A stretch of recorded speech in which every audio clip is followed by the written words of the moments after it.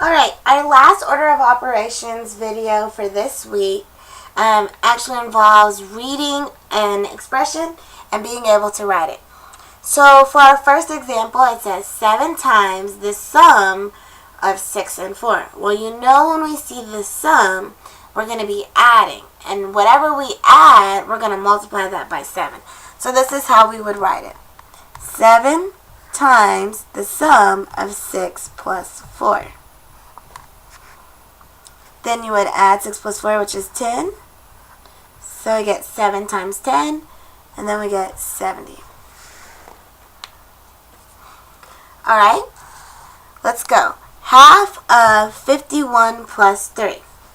So we know this is half of 51 plus 3. So that'd be half of 54.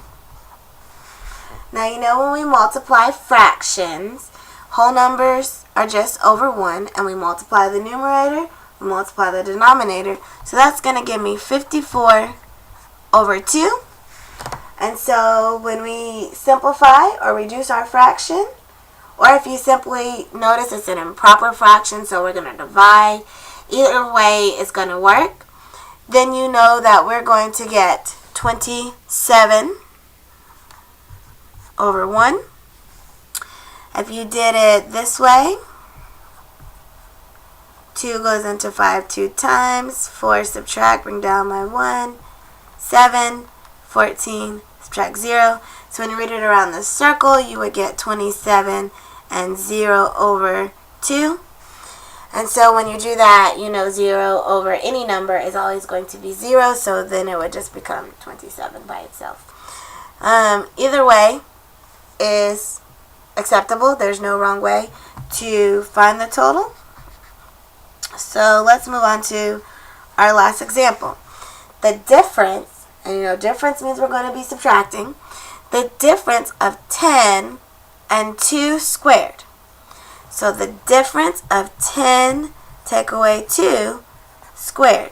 So it'll look like that. So 10 take away 2 is 8, so we get 8 squared, and that's going to give me 64.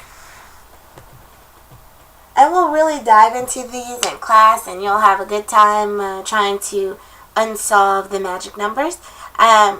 So please, please, please send me messages on Edmodo if you're lost, if you got lost on a step on a certain video, and we can address it in class, or I can address it through a video in response to your comments. Alright, have a great night, guys.